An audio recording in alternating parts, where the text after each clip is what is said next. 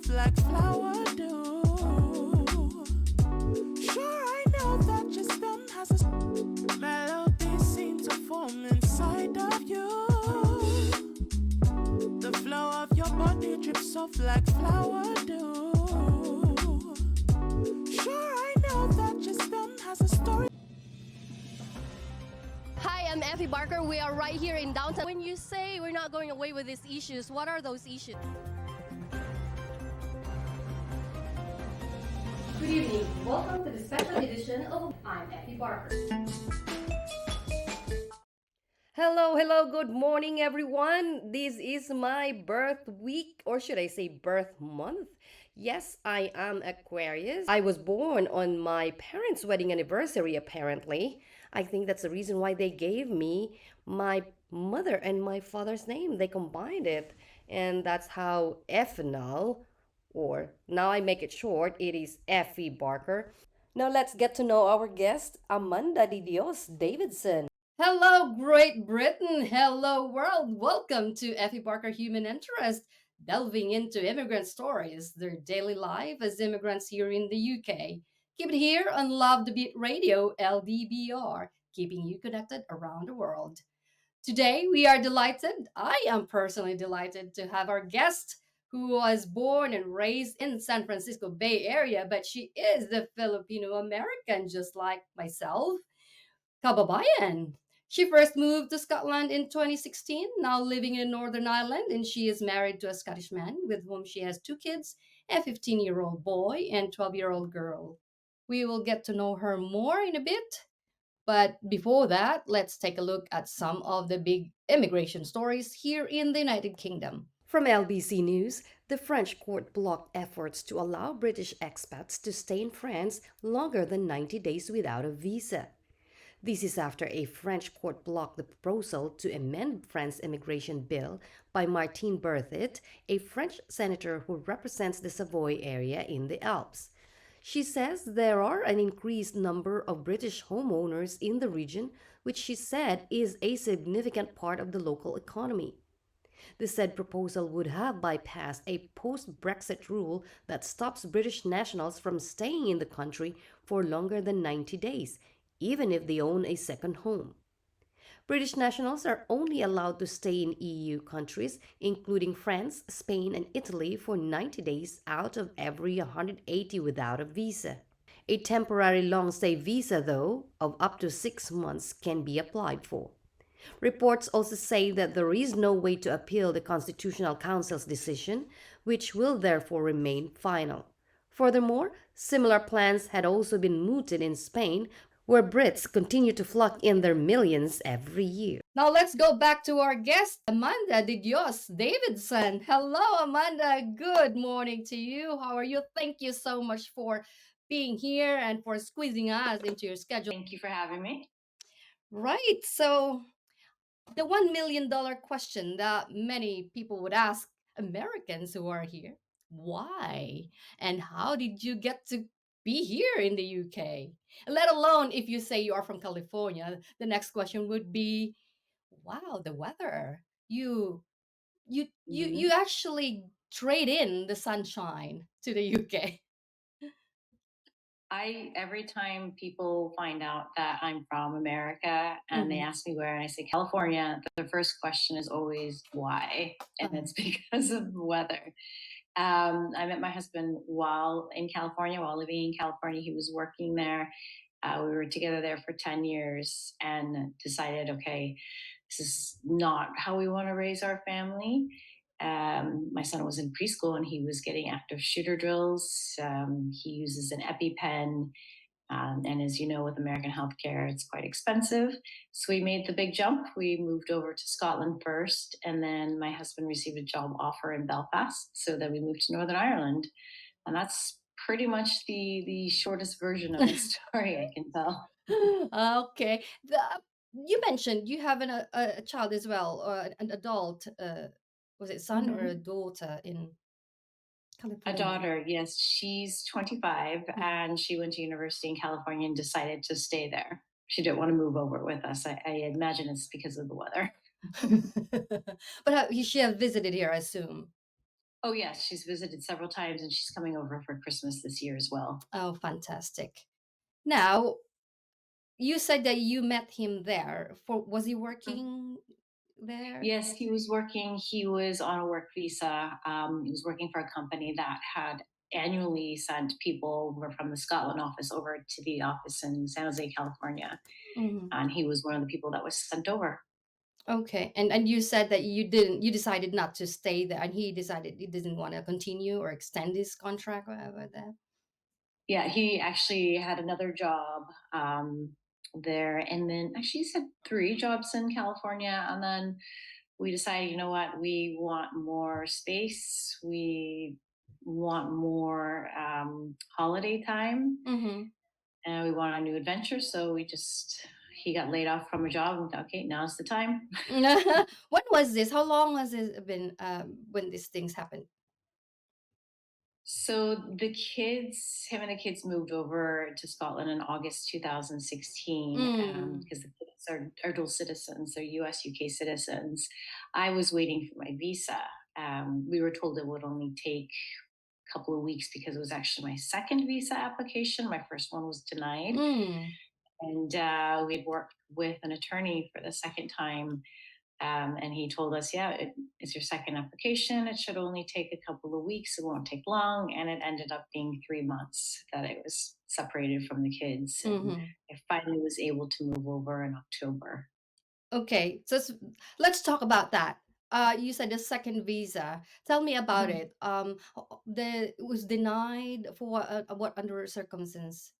It was denied for reasons that we were later told by our attorney that it was something that usually what they do if they can't find these documents, they email you or call you, and it's just something as simple as sending over a document.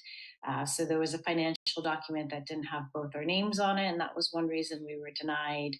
Another reason was because I didn't send over a copy of the divorce certificate from my first marriage. And I think that was basically the reasons. So the second time around, when we hired an attorney, he said, "Yeah, the home office usually will call you or email you and tell you they just send over these documents so we could look them over." But for some reason, they didn't, and they just flat out denied me. And the second time around, with the UK visa process, you can contact them to get an update, but it's basically a recording, or they'll just tell you you have to wait. And calling from the States into the UK, it was something ridiculous, like $5 a minute to talk to somebody. And what ended up happening with my second application is they misplaced it. So that's why it took so long. And once we got the MP involved, they suddenly found it and processed it a lot quicker than when how they should Mm. have processed it in the beginning. Wow, what a process!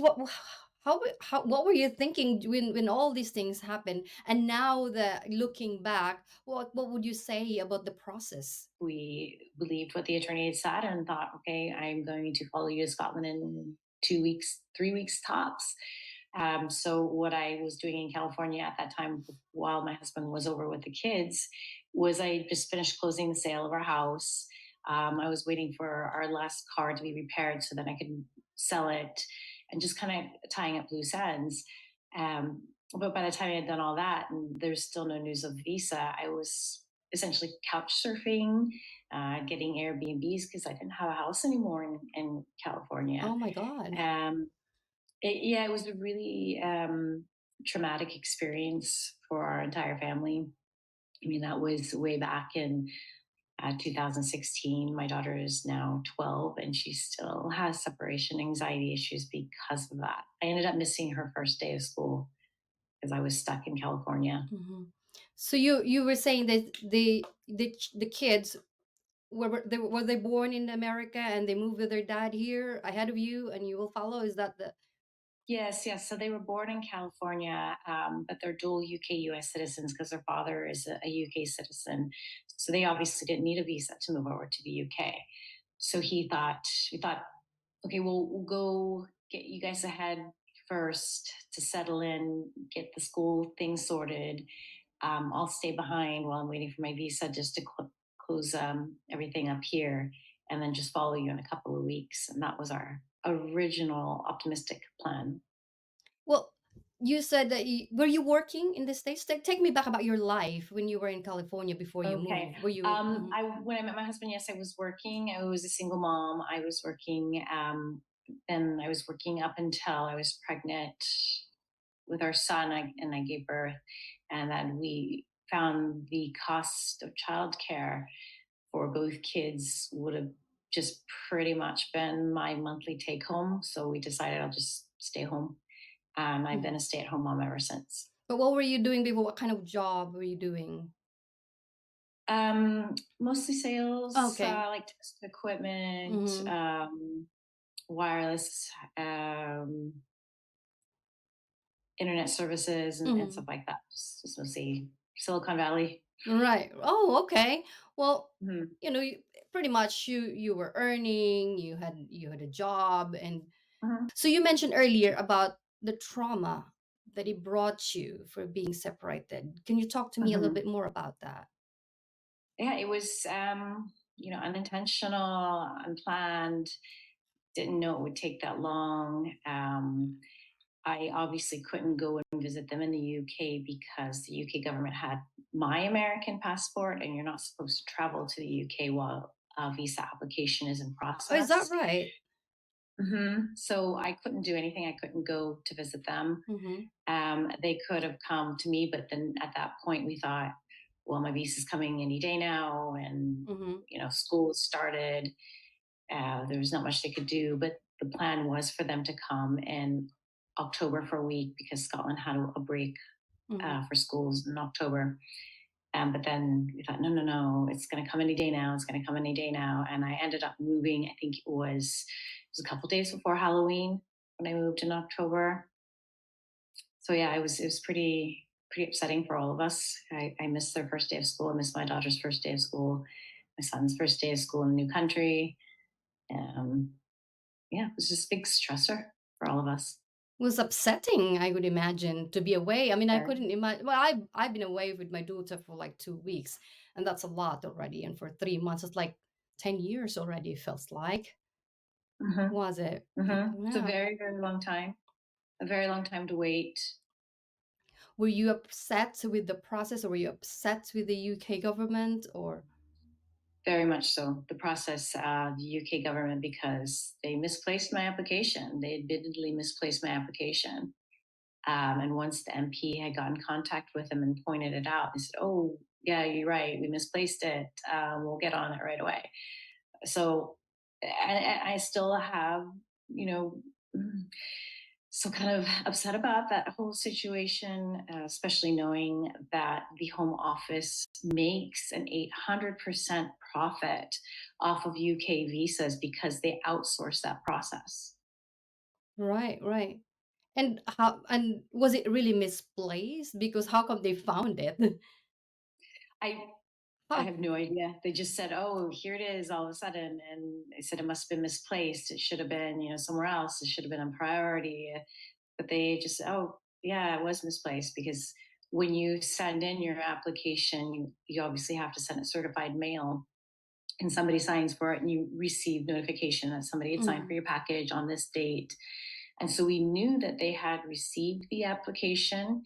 And then they were telling us, no, we didn't receive it until, September or something. It's no, no, no, we sent it in July, I think it was. Mhm. It was ridiculous. So Yeah, I'm sure it's really upsetting. But looking back, if you wanted to change or do anything different of how you process, this is, I'm thinking for the people who are listening right now and who are going mhm. through or planning to, what would you have wished you have done better or different?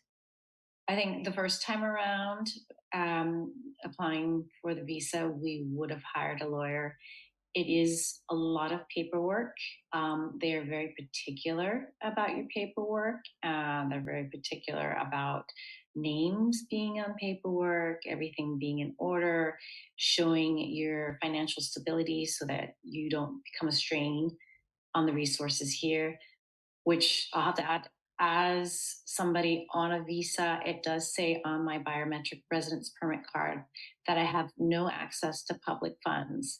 So even if, say, my husband had passed away and I needed financial assistance, the UK government would not give it to me because I'm on a visa. So I would say to people applying for the first time, get a lawyer, Mhm.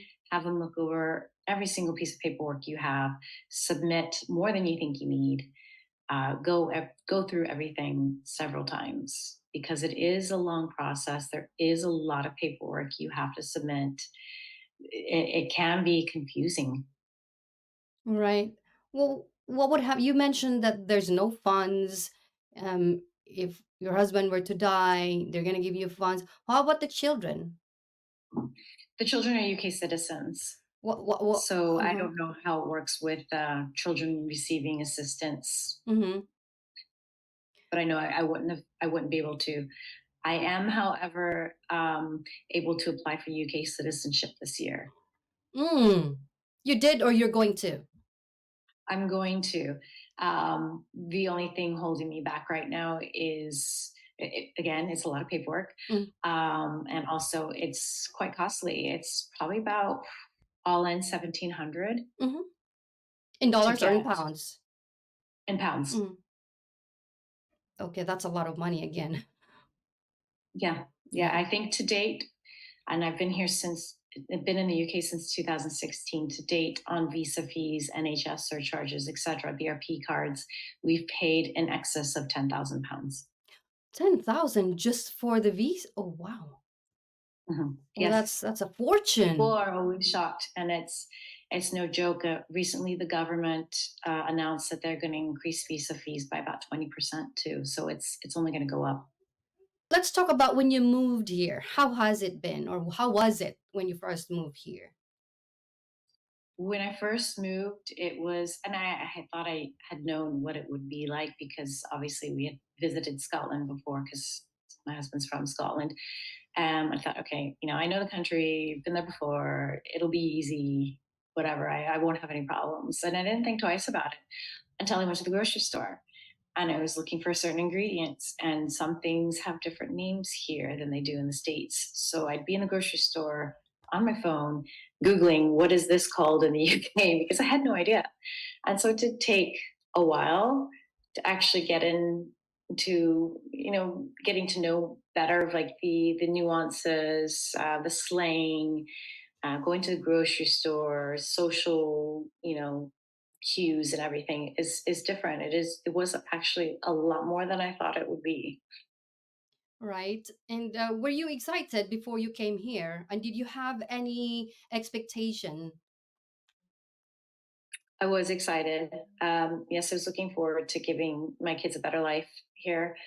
We were looking forward to move somewhere with just a little bit of land, somewhere kind of in the country so that they would have more room and be safe. Um, and then we did end up finding when we moved to Northern Ireland a house. So we have a bit of land, not much, but it's more than we had in California. We're in the country. It's really safe for the kids. So I'm quite happy here. So were you expecting something, or I just had oh, you already mentioned that you're looking forward to have this piece of land and how life would have been. And how has it been met? Was the Yes, what was the reality when you moved here? Was it something that you had expected? yes. It is. I think we are better off here.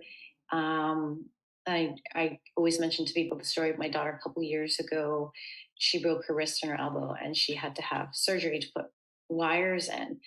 And I'm so very thankful for the NHS because all we had to pay was maybe less than £5 in parking, and that was it. And I keep telling people, well, if that had happened when we were still living in California, my gosh, we'd get a bill 2 days later for thousands and thousands of dollars. Mm. So I'm very thankful that we live here. We're able to go on holidays more because my husband gets more time off here than he did in California, and we're just able to enjoy life. Right. And what was the best thing? If I ask you, what was the best thing, and all things considered, what is the best thing that ever happened to you in the UK? I think it's the opportunity to Mm, be able to go on more holidays because before, when we were living in California, my husband only get 2 weeks off of work, which is standard in the States. And we would always use that holiday to go to Scotland to visit his family. mm, But now that we're here and he gets 30 days, mm. it's we've been able to go to different countries and explore with the kids, and it's been great. That's really good. Yeah, that in America you really have to work for your holidays. Mhm, You have to mhm. accumulate the number of hours, and Yes. at most you can get 2 weeks really.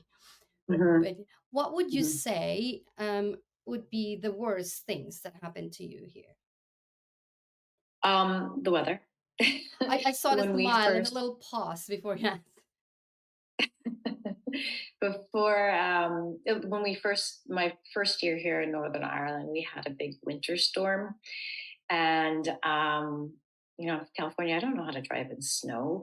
And at the end of our road there's a little hill, and the school had texted me saying, you need to pick up your kids now, it's snowing a lot. So okay, all these parents are heading over to school, and I'm leaving the house and I'm going up this little hill, and I got stuck. I couldn't move, I couldn't reverse, I couldn't go forward until one of my neighbors came along, and her husband came then and helped move my car because it's a single lane on my road. uh, and my husband was away on a business trip, so it Where, was where was like the this? It's worst like in the thing. So middle of the road, or was it a motorway, or in just? the middle of the road, yeah, in the middle of the road. And my street, there's only about 9 houses, but it's a single lane. So I was essentially blocking everybody. But thankfully, my neighbors were very kind and they helped me. And they were calling the farmer like, "Hey, can you bring your tractor to move this car?" But no, my neighbor ended up taking me over to the school, picking up my kids, and taking me back home. So it was great in that aspect. Were you crying? Were you? Um, I was stressed, like, what do I do? Do I just walk to school? But then I leave my car here in the middle of the road, and the kids are in school shoes. They're gonna get so cold walking back home. I wasn't crying, but I was like, oh my god, what am I gonna do? What am I gonna do? I don't know. I don't know anybody here. I don't know what to do in the situation. How do you get your car out of snow? I I have like no how idea. you, yeah, I like how you phrase like, I'm from California. I don't know how to drive in snow. Yeah, yeah. I Right. mean, we've been to Tahoe, of course, but those roads over there are treated, so it's like nothing. Over here it's not. Here in the country, no. What were you thinking when it was all happening? I'm sure you missed the weather, California, right at that moment. I was thinking, well, I wouldn't have this problem in California. I was thinking, I don't know, how do people do it here? What happens? What do you do in this situation? I had absolutely no idea. Did you wish at that moment like you were in California? Um, I think after I got home with the kids, I was like, God, yeah, I wish I was in California. It's not snowing there. But in that situation at that time, I was thinking, what do we do? That's Right. all I was thinking. How do I get out of this situation? How was the adjustment with the community and the things, just the day-to-day life? Give us and the listeners like a feel of how it was, and the community and the life that you have in the day-to-day life, and at the same time, um what would you say was the hard part of it? The community here has been really great. Like I said, I'm in the country, so it's a everybody knows everybody situation. I'm known as the American in my neighborhood, so everybody knows who I am, but I don't know who everybody is. Everybody's been very accepting. I do find though, if I'm going somewhere and I start talking, everybody's like, "Oh, are you here on holiday?" And I'm always having to explain, "No, I live here."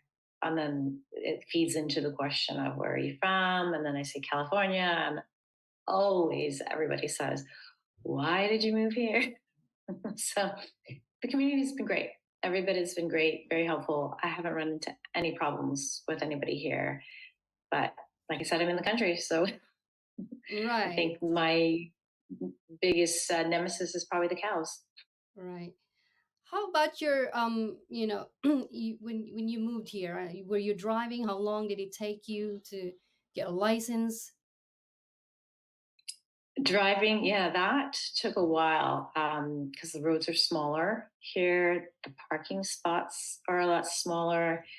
Um, when I first started driving here, I kept hitting the curb because I wasn't used to how small the roads were. I'd be very anxious. I would always have to actively think, stay to the left.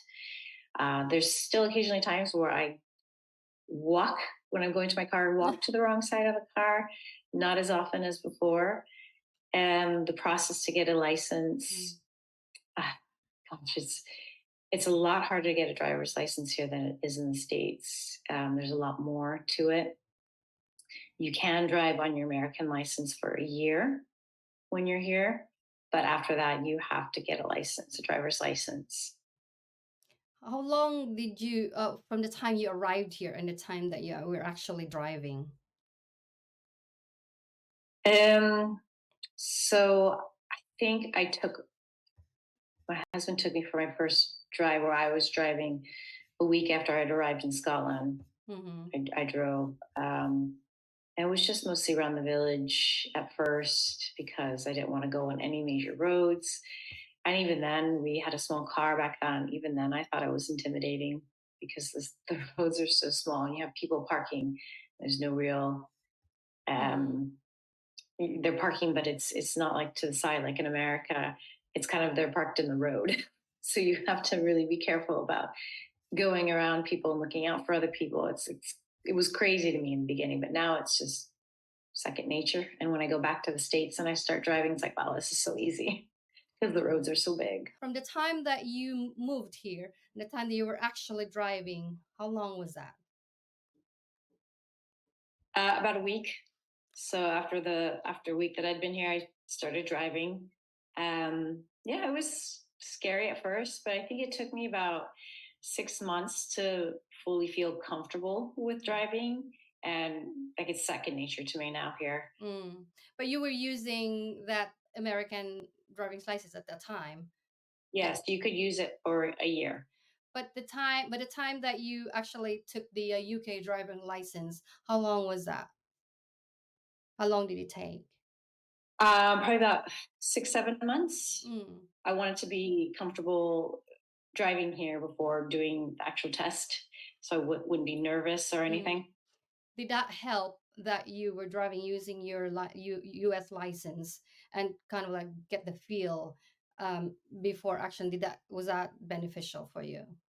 Yes, yes, Mm. and I would also recommend to anybody applying for a UK license, even though you've been driving for 30 plus years, Mm. get lessons Mm. because they'll teach you things on how to pass the test here, which aren't necessarily the same as how to pass the test in America. Right, because the roads are really different. Like you mentioned, it's narrow. Mhm. Yeah, Yeah, yeah. yeah. But you didn't struggle on the roundabouts. At first, I did. At first, I was really scared of roundabouts, Mhm. but now, second nature. Right. They're no Yeah. big deal. Did you pass it the first time? Yes. Fantastic. Wow, you're a superwoman. I yeah, I did it on the fourth try. Yeah. Did you? I think it's something like a 40% pass rate first time. It's ridiculous. It's Mm. just goes to show how much harder it is to do here than it is in the States. Exactly. Yeah, especially for California where it was very spoiled with the roads. It's like I mean, so Uh-huh. wide. Yeah, that's a one thing that Exactly. didn't really struggle much on the right-hand drive, but the narrow road is what really bugs me a lot. Let Yes, especially out here in the country. Yeah, yeah, the countryside is really annoying. So what did you wish you had known before you moved here in the UK?